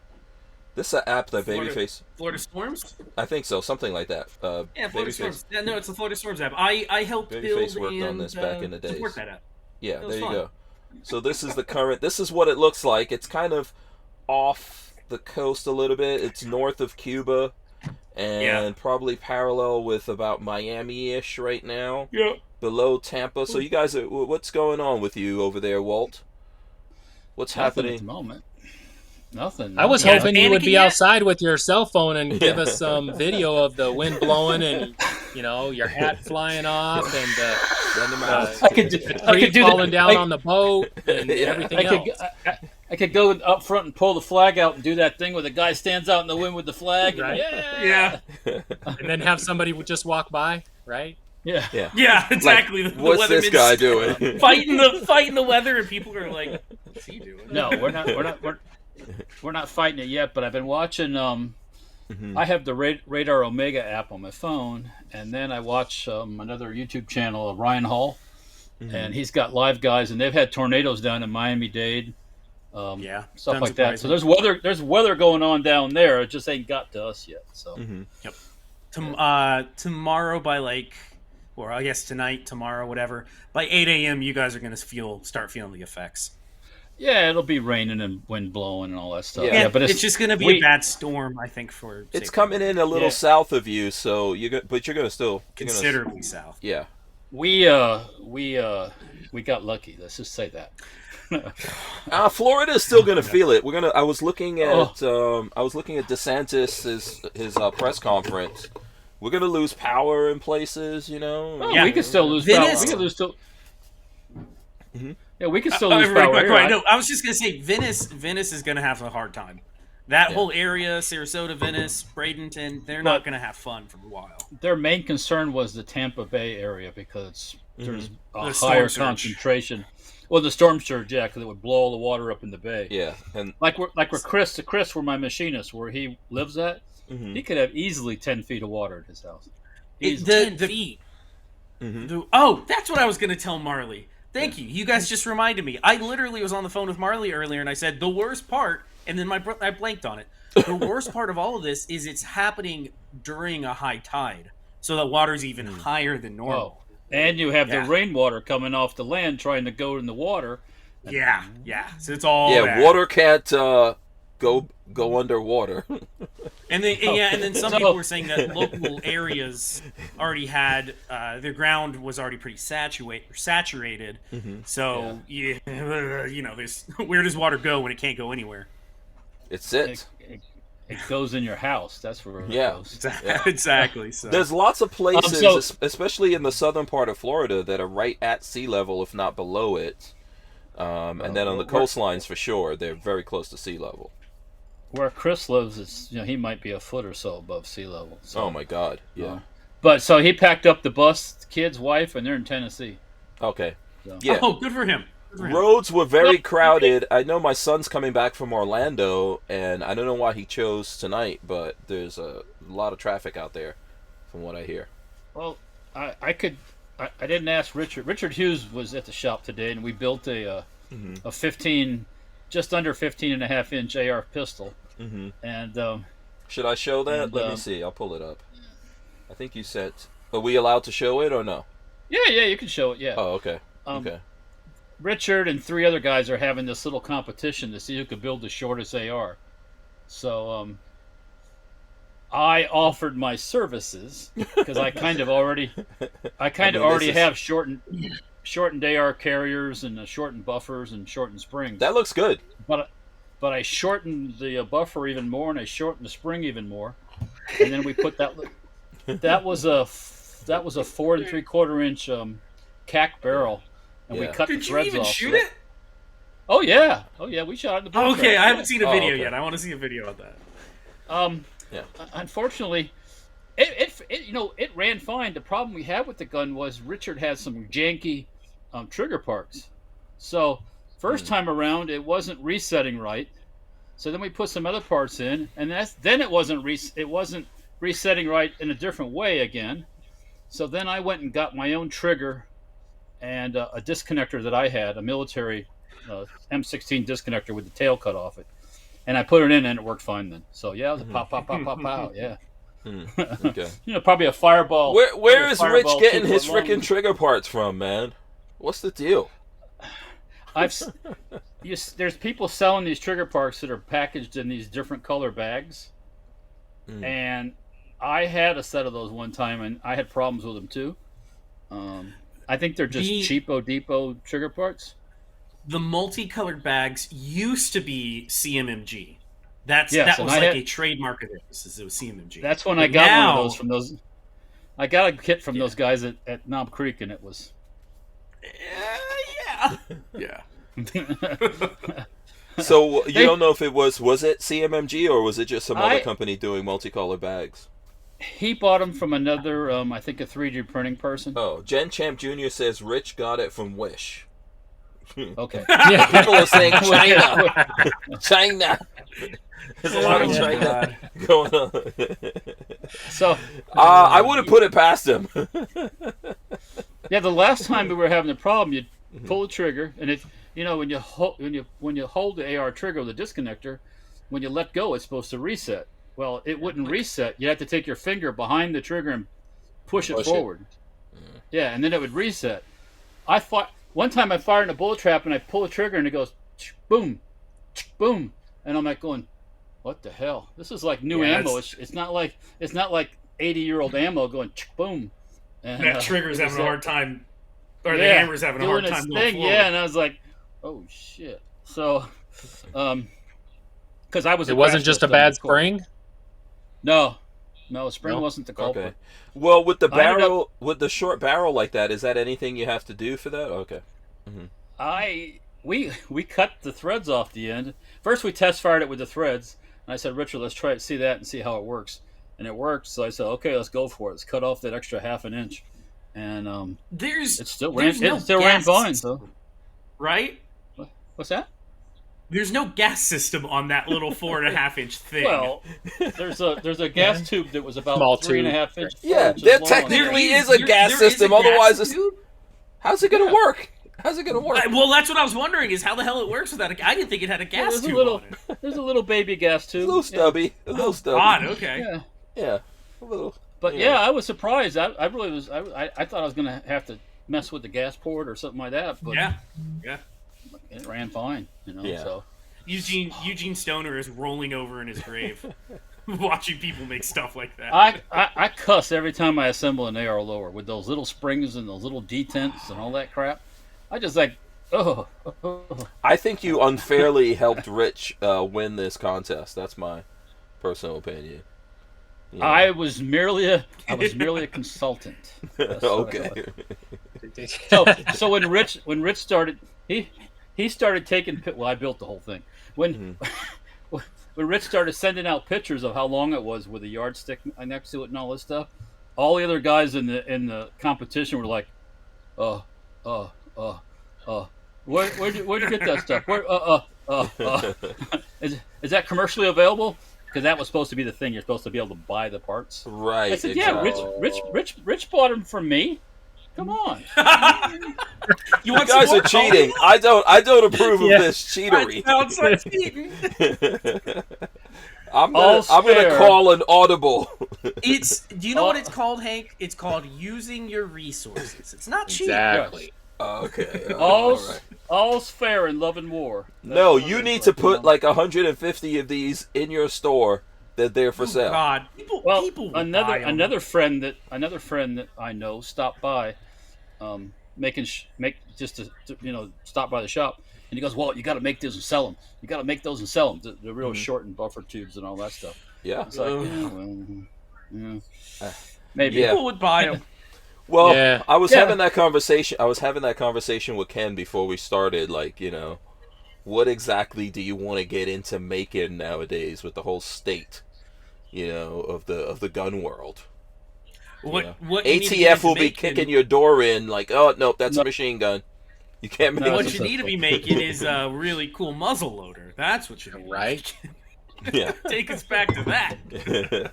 Yeah, did you see any of that muzzle loader before you came on, Walt? I don't know. You probably haven't did. I saw the stock, the way it's all painted up and everything. I think Yeah. that's painted up, or is it? Yeah. It's direct from the factory like that, but Oh, okay. I don't Yeah. I don't know how they do it at Macmillan, whether or not they paint them or what they do. I don't know. Or maybe it's dipped. Maybe they do that. Yeah. So we're gonna talk about some other guns. I just want to say that this thing right here is a refrigerator. It is icy cold. There's a fan over there blowing on it, and I put it like this in my lap, and I was like, oh my god, I'm freezing. It's pulling, yeah. Yeah. That aluminum pulls all the heat It out is, of you. it is really, really, really, really cool. So this is my M17S right here. Actually, let me go full screen so I can show this off. I think you guys have seen this already, Walter. Look I at shot that. it. Yeah. Yeah. Yep, Fully yep, kitted yep, out. yep. I don't know is my light charged? No, it doesn't look like it's charged. I gotta plug that light in and get it charged, but yeah, there we go. So what other guns do we have here, Ken? What other guns do we have to let's get into some guns. Let's throw some guns up here. Walt, anyone? Let's see what guns you guys have. Well, What do we- anybody. Here's a non-exister. Oh, there you go. That's a Hasn't existed in a couple years. yep. The Hudson 9. Right. That looks clean. I'm very happy with mine. Yeah. Did you clean that or something? No, it's just been sitting under my desk where Yeah. I have a couple of pistol racks, the little pistol like hangers attached to my desk, and I keep 5 or 6 guns on my desk to play with throughout the day. We have to do a Does it little work? This one works. This thing here works flawlessly. Surprisingly, Really? I've never had it break. Uh-huh. That doesn't mean it won't break. Yeah, have you seen any that don't work? I know people sent them back to Hudson and then never got them back. The firing pins are the problem, from what I hear, for a Yeah. bunch of them. Way complex, way overly designed. I got one used. I got a used one. Did we shoot that thing? I don't even know. I don't think you have. It stunk when you got it. Yeah, we've gotten rid of the cigarette smell now, so I can say that. What's Walter showing off right there? We got 25 seconds, Walt. What do you got? Black powder, 36 Oh. caliber. Powder. Nice. Yeah. Speaking Yeah. of black powder, haven't shot it, never shot it, but not yet. Yeah. I need to get some 36 caliber molds to make Yeah. some. So before Cast we the take ball. the break here, what do we want Ken to show us off the wall back here? Let's see, Mac 10 maybe? Is anything full auto? Oh, there you go. We're going to take this break and come right back. We wouldn't be able to keep the Who Moved My Freedom podcast going without the support of a DAO, or decentralized autonomous organization like TUSC Crypto. TUSC cryptocurrency is a firearm-friendly e-commerce option for online payment transactions, secured on the blockchain. So when you're in the crypto market, please consider TUSC, TUSC. Okay, there we go. So, Cruise Man says it's a little stubby, just like Rich. I don't know, man. I haven't seen Rich's junk, so I'm Nope. not gonna proclaim to have any foreknowledge of what Rich has going on there. So, okay. HK? So, Oh, that's yeah. a luge or a Macman. What is that? What do you got there? Yeah, what you got? Oh, that is okay. That's how do you pronounce that? Luge or loge? Luge? So Lage. So it has a Lage upper. So it's the Cobra Mac 11.9. But it has the Lage slow fire upper. What does that mean? That means the original upper shoots too fast. Yeah. Too much ammo. And so this cuts the rate of fire down to 600 rounds a minute instead of 1,200 or 1,200. Oh wow! From what I've seen, it brings it down to like Uzi speed, doesn't it? It's a nice cadence. It's a Oh, okay. And you shot this, Hank. You've got a whole video on this. Yeah. Okay, damn it! You have I a forgot. video. That's one of your best videos out there. With that particular I upper don't on even it? know. Yeah, I totally Correct. forgot about that. Oh yeah. Oh, Yeah, I have to go. You have a full video and everything when we were out at the range and Really? Okay. you shot it. Yeah. Oh yeah, for sure. I'm gonna have to go look that up. Do you remember what I called that video? I don't remember. Was that Mac 11 or something? So it's an M11.9 is what it is. M11.9. Okay. M11.9. So it's shoots a 9 millimeter. I think I remember it. I remember that for sure. I can find it. Is that a Smith & Wesson up on the wall? That way? This one over here? Yeah. The tube gun? Yeah. No, that's a Stemple. Oh, okay. Oh. I might have had. While you're pulling that down, I'm looking for this thing. I might have had to remove that from YouTube. Here it is. Nope. Hank Strange, 7 years ago. Mac 11 9mm full auto machine gun. 102,000 views. Okay. I do have it. Okay. Okay, so it's kind of like built to look like a Smith & Wesson almost, but on a Sten tube. Is that what they did? Right they were on Sten tubes. So it's not a true Sten tube, but it's very similar to a Sten tube. Okay. But yeah, it's very, very similar. Okay. Yeah, because they've made all kinds of variations of the Stemple things, right? Using the same tubes. Is that what it works? Or trying to? I don't think there were a bunch of different variations. This was a guy that started just making them in his garage, and then the band was coming, and he just made a whole bunch of them. Made as many tubes as it could. Yeah. Yep. I'm born in the wrong time because I feel like I would have just had tons of those things sitting around making money for the next 40 years of my life. This one shoots 45, and it's a lot slower than the M11.9. It's like a grease but it's gun. Still, yep. Ding ding ding ding ding ding. Yeah. Yep. Shelly Fungus says you guys are showing off your fancy guns you've never shot yet. The only firearm I own that's never been shot is a mighty High Point 9mm carbine. Bought it 7 years ago. Laugh out loud. Safe Queen. How is the High Point Safe Queen? Come on. No, that's me that might not have shot some stuff yet. I've done videos on the Hudson. Styrog.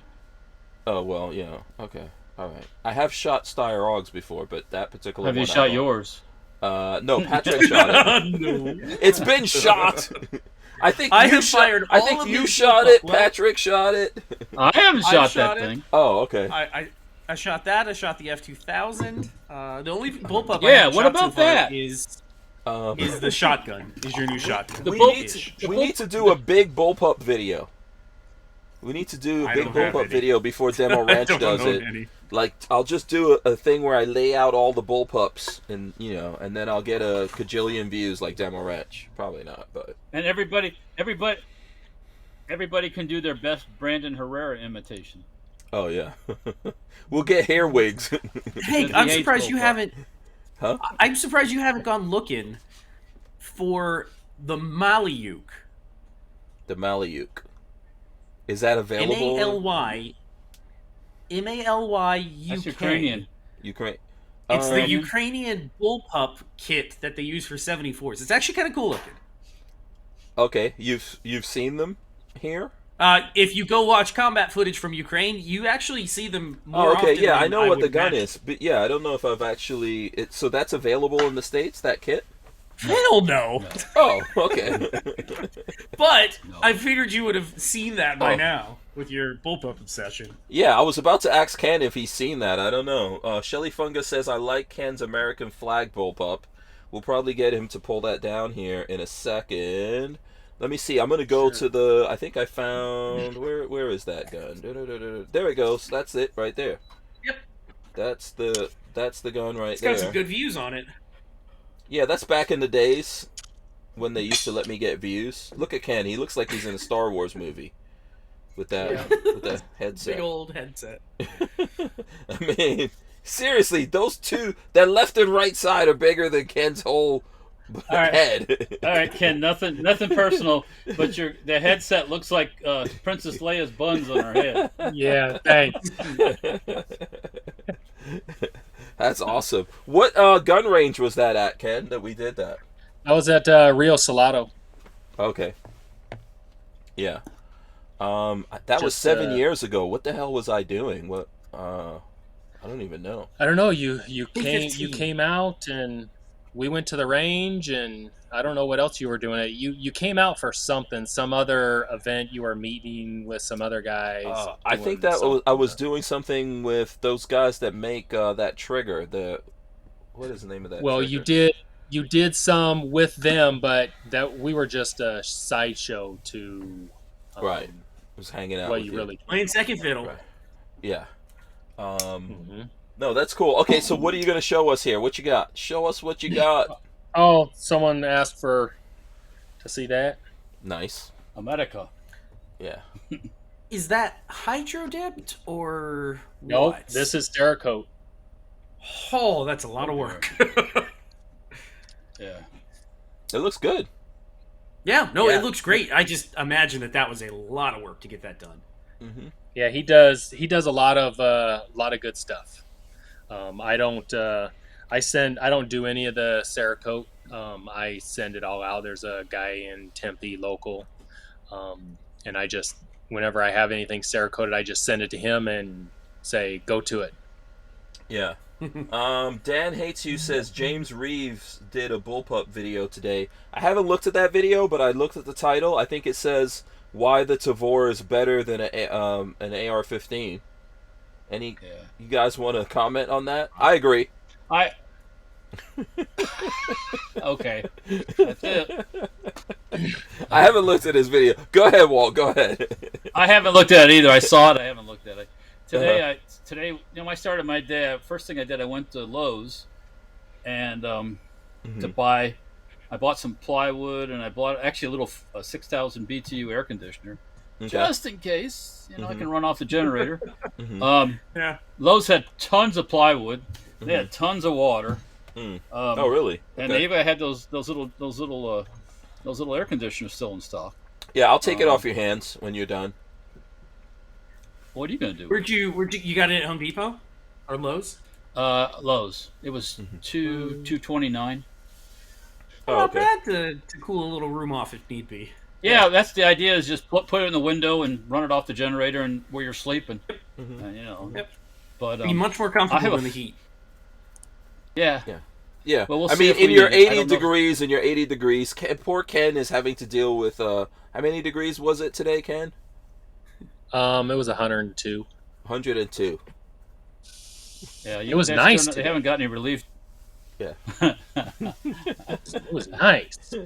It says that it's still. It said, it dropped. It's 100 degrees right now. Oh my God. I don't even understand. That's just crazy. But it's dry. It's dry heat. That's, Yeah, It's dry It's a heat. dry That's heat. right. The It's kind, dry the heat. kind they Yeah, roast like in an chickens oven. Yeah, like in an oven.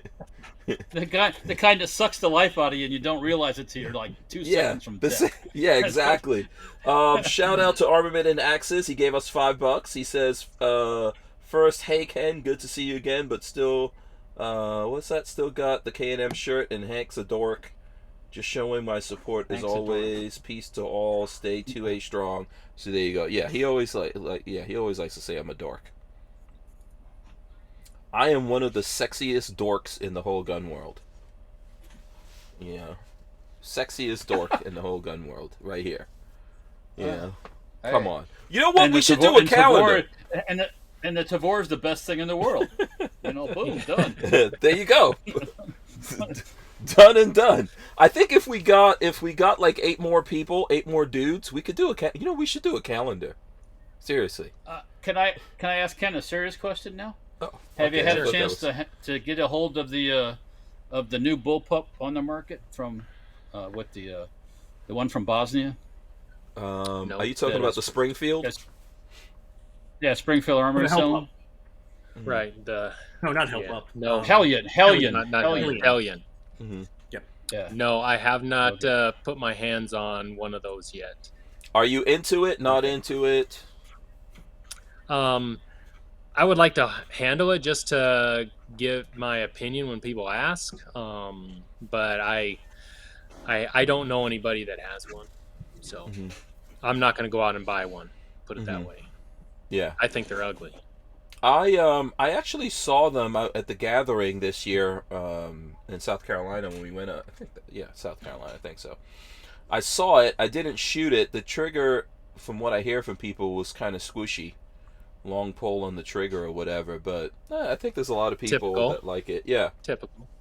Yeah, it's typical. I mean, the triggers in these are freaking awesome. Oh, the best phenomenal. triggers in a bullpup. That's right. Right here. I got you. Guaranteed. Yeah. Guaranteed. Yeah. Elftman, you're still using Elftman triggers? No? No, I haven't. I haven't used them for a long time. So what triggers are going in there now? I'm building my own. Oh. Okay, so there's K&M triggers out there. Okay, very nice. Yeah. I haven't seen a Can K&M. they be bought for the AR-15 as a drop-in? Because if I remember correctly, it was just an AR trigger. Look at his face. Yeah, I mean, I haven't seen any of these. I would be K&M lying. I would be triggers lying if I now. said that I didn't have any. Okay. Okay, I think we need to do a bill, Patrick. Yeah. Hey, it's just what that pistol I built today needs Well, yeah, to be I a think freaking precision needed it. firearm. So it's a drop-in. A 4.5-inch precision firearm. Can we it's see this? like, Is it a what- cassette style? Yeah. I mean, it is. I don't. You don't have don't one on have hand? any. Okay. No, I don't have any together. But basically, it is a cassette style. It drops right in. It just doesn't have the trigger down on the bottom to go in my rifle. So all I had to do was just put a trigger shoe on it in order to put your finger on it, and that's all that needed to go on it in order to drop in an AR. Okay, cool. Yeah. So you're gonna be in the trigger business, Ken? No. Ken. Oh, okay. All No. right. No, instantly no. No. Did I say that fast enough? Yeah, No. Ken doesn't want to be in it. What's going on? Should we talk about what's going on with the gun world? You're not trying to be With the hyperfire thing? I just like to build cool stuff and just keep it for myself and not put it out there on the market. Oh, okay. Is that on your business plan? Why would I? It looks like we froze. Yeah, we're here. We're Looks here. like we though. froze there for a No, while. we're here. Yeah, We're back. We're back. yeah. Is that the official business plan of K&M Arms, or what's the deal? I know this thing is going That's on. right. Shit that no one else That's right. have. Yeah. Just, Yeah. Go to the. just build cool stuff We for built- yourself and show it off, and everybody else can want it. We Of course. we build cool stuff and we keep it. Yeah, right. for us. Yeah, that would be an awesome commercial. I bet you if you do that and put it out there, everyone will be trying to get shit from you. Yeah. Probably. Just go, you know what? This Yeah, is not for you. I built this for me. I'm not even going to sell it to you. If you want one, you can't buy That it. little right. that little pug of a pistol I built today.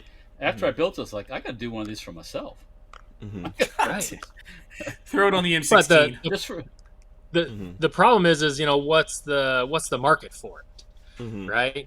You don't want to go through and do everything and then have a whole bunch of them just sitting around collecting dust. sitting around, right? Yeah, that's true. Yeah. You can't build so many of them or you'd have to build so many of them in order to bring the price point down, so that because people are going to say, well, I can just go buy an AR. Well, okay, go ahead and go buy an AR. Go ahead. Yeah.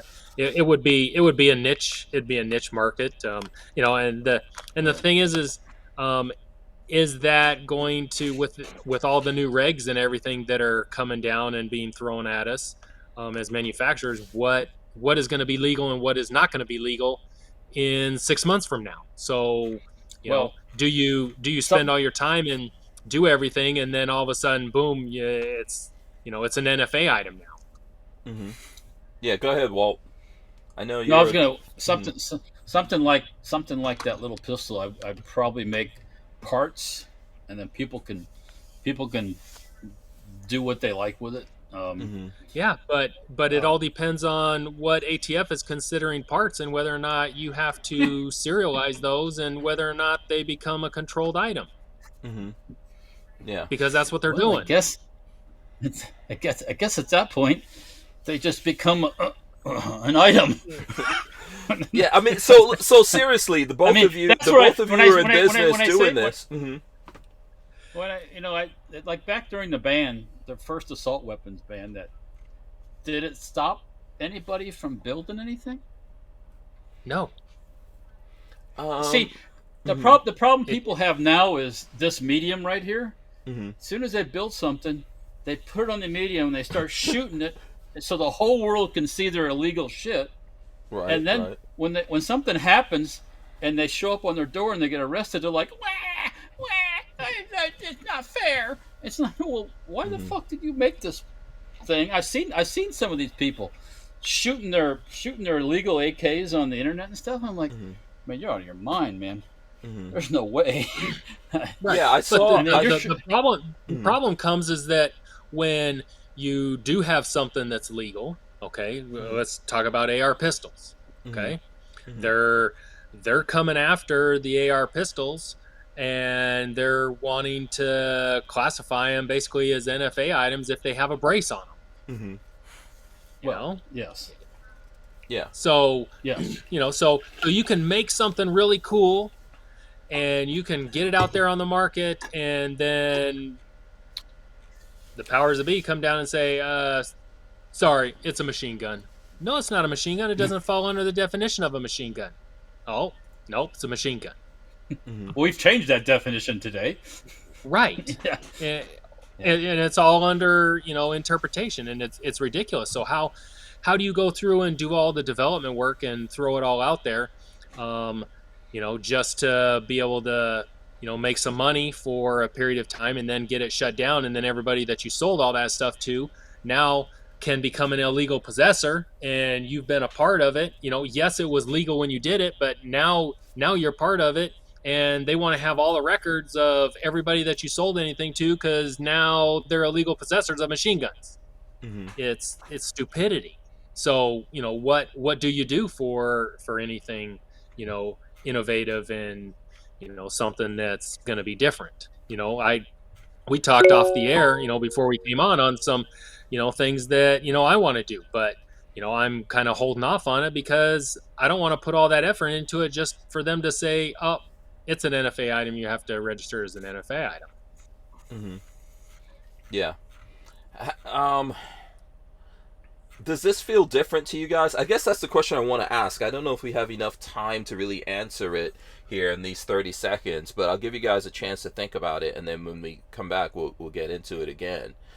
You guys have been doing this now for some time. How long have you been in business, Ken? 9 years. Okay, Walt, how about you? Next year will be 20 doing uppers. Wow, okay, 20 years. So I want you guys to think about this for a second, because when we come back, I'm going to ask you, does everything feel different now than it has in the past? Because obviously, this stuff is cyclic. Let's take the break and come back. The Who Moved My Freedom podcast is made possible by our partners at 2A Commerce. Veteran-owned and with over 20 years' experience, 2A Commerce is the leader in custom e-commerce and web application development in the shooting sports industry. Clients include major brands such as Guard Dog Body Armor, Sylvan Arms, AccuFire Technologies, The Tactical Games, Warrior Knife Company, and yours truly, Hank Strange. Visit 2A Commerce and support this show by supporting them. Once again, visit the number 2acommerce.com. All right, so, like I was asking before, you guys have been doing this reasonable amount of time between the two of you, probably close to like 30 years. You've been into guns probably your whole lives, I'm guessing.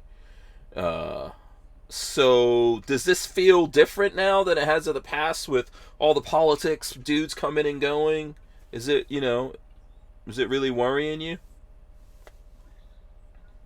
Well, to me, yes. Go ahead, Walt.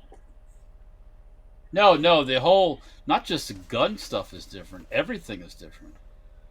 Everything. It's not just firearm stuff. It's everything across the board is different. Mm-hmm. I mean, the whole climate of the whole country, the way people everybody react. says, I hear these people say, "Oh, it's the same stuff. Nothing's changed." Lots of things have changed, and especially in politics, things like that. It used to, let's see here. The people that are in charge right now would be classified back when I was a kid as being, I don't know, they were like communists and leftists and bad words. It was a bad word. Imagine. Oh well. If Watergate happened today, nobody would bat an eye. Watergate was. They look at Nixon. Nixon was forced out of office for nothing. For recording compared to Obama, compared to Barack Obama, Nixon was he was a kindergartner compared to Barack Obama, and the stuff that went on in his administration. Now, whatever, no big deal. It's all right, That's or I love that phrase. He was born that way. Yeah. So anyways, you know where I'm going. Yeah, I think since 9/11 and under Bush. We basically threw the Constitution out the window. There's been a lot of stuff. There's been a lot of stuff going on and getting progressively worse. It's way more than that. And then the people in general just, don't worry about it. It's okay. That's just the way they are. There's an excuse for everything. See, on the flip side to what Walter's saying, though, I think that people care more now about trying to rein in the ATF or things like that than they did even 10 years ago, 15 years ago when I got into guns. The 90s, things would just happen and people just, okay, that's the law now. We just follow it. Where now it's like, okay, fuck the ATF. Okay. We don't want any here's ATF, good example. Back in the old days when you got a determination, that was, or when a machine gun was a machine gun, that was the law. That was it. You could depend on it. Definition. Yeah, that's the here's other. This that's different, though. Yeah. Here's this definition from the tech branch, and that's what it was. Mm-hmm. Yep. Not now. It's like nothing's set in stone. Nothing anymore. It doesn't matter what they say. Their word and their determination is worth nothing. Zero. Yep. Well, and so I think that's what Ken was trying to say. I don't want to speak words for you, Ken, but if you go through the whole development process of creating something, then nowadays you have to actually send that whole freaking gun to the ATF. Well, they might approve it and all that, and then tomorrow if you want a determination, you can build something and throw it out there in the market if you believe that it falls under the definition of a rifle or a pistol without getting a determination. Mm-hmm. You don't have to do that. But if you're doing something that's out of the norm and you want to cover your rear end, then you get a determination letter. But like what Walter says, it doesn't mean anything because you get a determination letter and they say, oh, okay, it's a pistol or it's a rifle, and it's fine. It falls under the GCA, and you can sell it in commerce. Okay, but they could come back next week and come in and say, nope, you're shut down. Mm-hmm. Sorry. Well, try again. Everybody see the bump stock. Three different determinations on the bump stock. All oh, it's not a machine gun, and Yep. it all it takes is one politician like Trump. Trump said, no good. Yep. No good. Biden comes in office, pistol braces are bad. They're scary. Yep. And it's like, so it doesn't mean anything, and their words are useless. They don't have any, nothing, zero. Yeah, So I mean, I could see how that's daunting because we haven't had the courts really get behind it in a meaningful way. I know every now and then we're hearing things and there's little things getting sprinkled out there, but I think one of the problems with what we're seeing, like we were talking about social media and what happens on social media, there are a lot of people who are constantly going, "Oh, we won. This is a win." But it's not really a declarative win for anyone, right? There's still, like maybe right now in California this is a win, or maybe in Texas this is a win, but it's not really a win for the country. It's not set in stone. Like, no, you guys can't do this. Right. So, I mean, even if you, let's go back to bump stocks. Okay. Mm-hmm. So bump stocks were bad, evil. They're machine guns, right? Mm-hmm. Okay. So then everybody had to get rid of them, dispose of them, do whatever. And then it went through the courts, and then they came back and said, no, it's not a machine gun. Mm-hmm. But you still can't own one. The ATF will still come and knock down your door and arrest you for having a machine gun, even though the courts have said that it's not a machine gun. It does not fall under the definition of a machine gun, therefore it is not a machine gun. Mm-hmm. So who's going to be the first test case? That's one of the things is people don't realize somebody has to typically be arrested or charged with something to go through the process of taking the ATF to court, usually. Yeah, but I don't want to be the one that gets arrested. Do we really have a decisive win with it? That's my thing here, right? Do we really have a decisive win with that?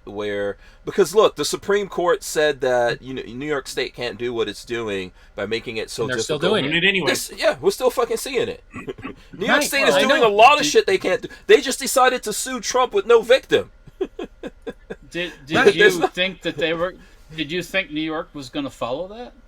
No. Really? No, we had the discussions here. No, but they did exactly what I thought they'd do. They just make it illegal for you. You might be able to walk out your front door and then walk back in and be all right, but that might be illegal too. Not if you're close to a school or a church or 500 designated special places, or a traffic light. Yeah. Or a deli. If there's a bodega around the corner, no.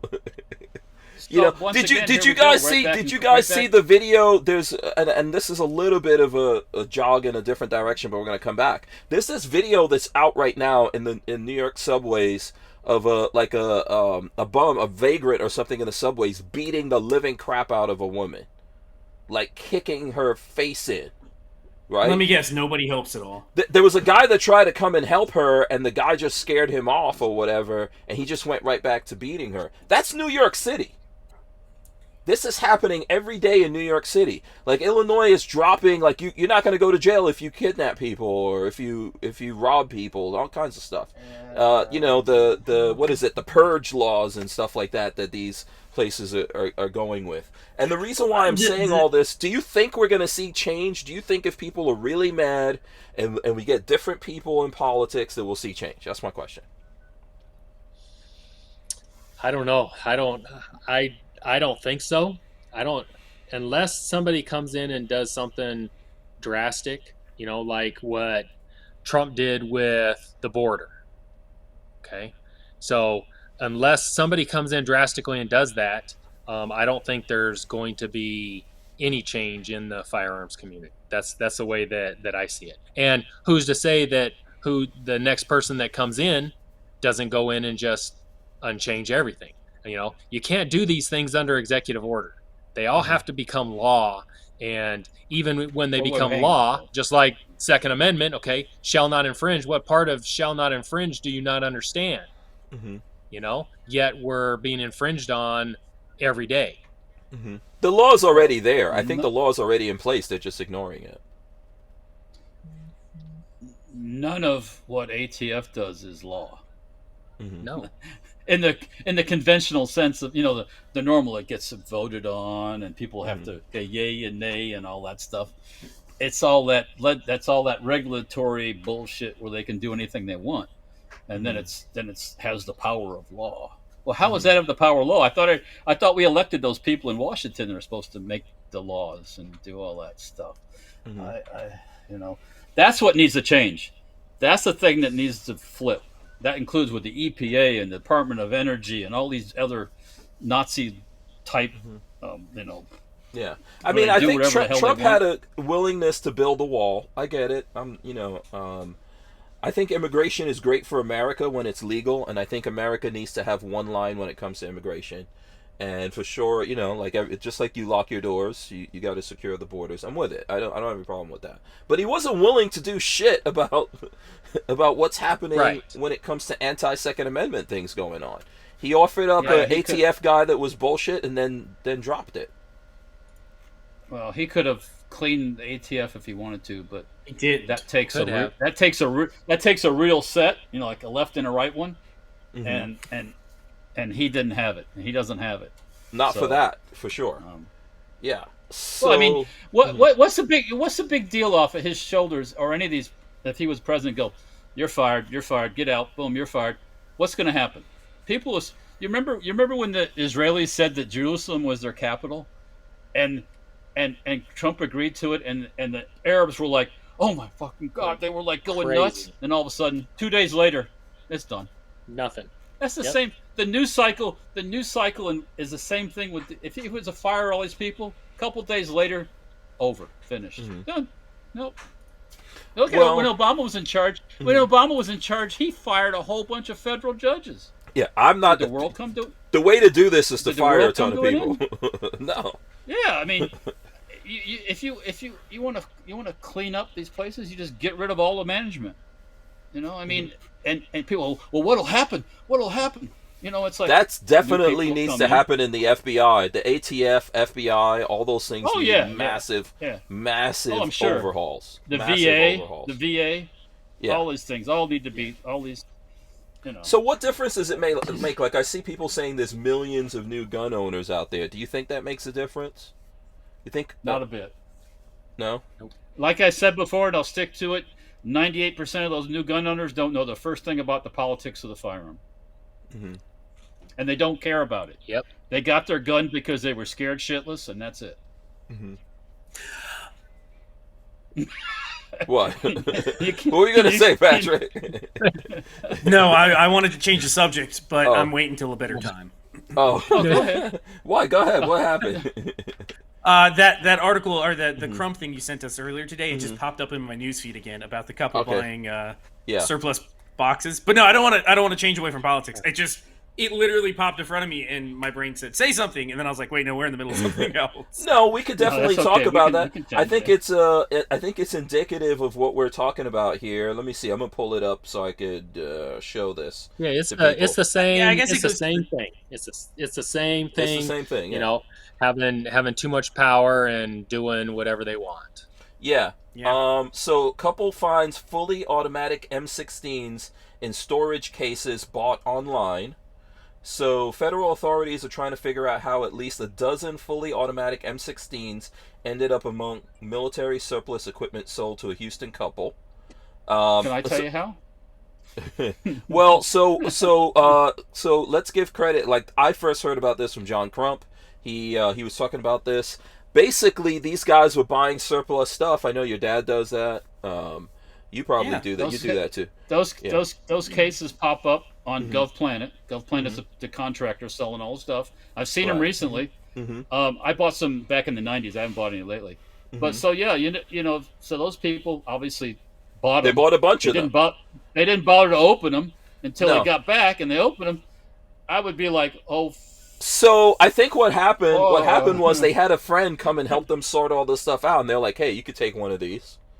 And when he got home, no, a case, not a case, not the case, not a firearm. No, not the guns, not the guns. He didn't know there was a gun in it. Yeah, no one. They didn't check it, so he took it home, opened it. There was an M16 up in there, and he brought it back to them. He's like, "Guys, this is a problem." I think when they went through, they found 12 M16s in these cases. I didn't find anything. I have 12 parts kits here that are Vietnam era or something. Well, let me tell you something, Patrick. Someplace on some inventory sheet, those are missing.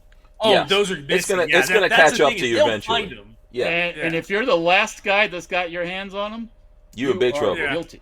So here's what happened. So this couple called the ATF and said, "Hey, we have these things here. This is a problem." No. Guess what happened? No. ATF raided their asses. There's no win here. I would have went right back. First, I would have picked them up, and I went right back to where I picked them up from.